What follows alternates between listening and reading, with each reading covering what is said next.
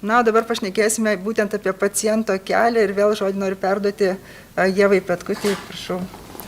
Ačiū labai. Taip, kalbėsime apie paciento kelią ir prie manęs sėdi Jolita Švatienė.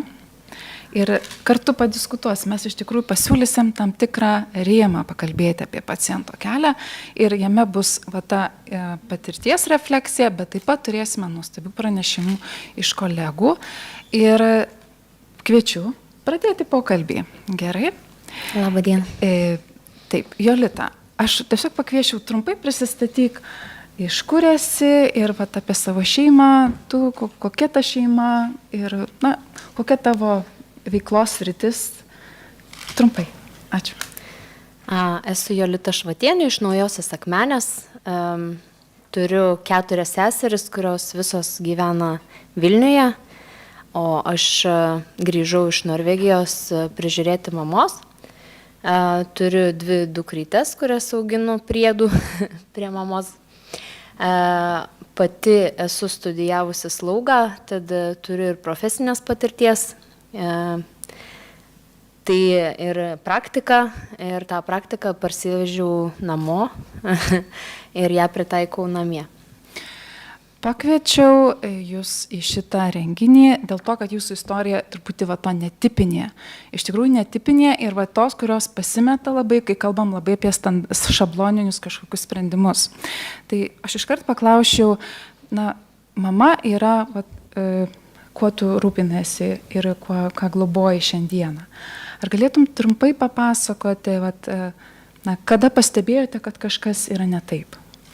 Pastebėjome ligos pradžią arba jos sveikatos pokyčius 2019 metų per kūčias, kai seseris grįžo namo tradiciniam susitikimui ir mama buvo pasimetusi, apatiška ir buvo kalbos sutrikimų pati pradžia.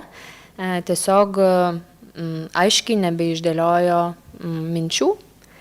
Ir, kaip jin sakydavo, man stringa kalba, užstrigo. Turiu skaidrę, kur mes tuos kelis momentus, ką paminė, pasidalime, jos taip užfiksuojam. Bet tai iš esmės yra tokia laiko skalė, jeigu stebėsite. Manau, tai truputį padės įsivaizduoti tą visą patyrimą.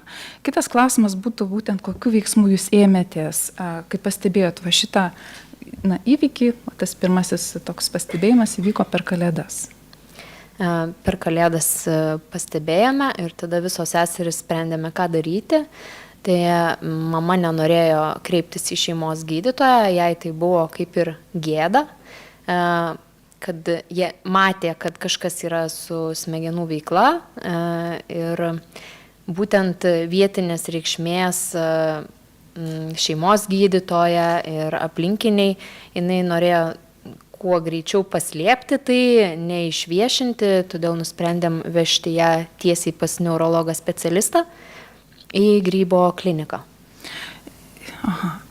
Ir ar buvo dar kitų priežasčių, dėl ko jūs važiavote į kitą miestą?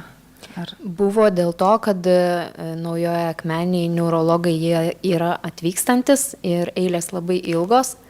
Reikia laukti po kelis mėnesius, o privačioj klinikoje tai galima susitvarkyti per vieną dieną, visi tyrimai irgi daromi per dieną.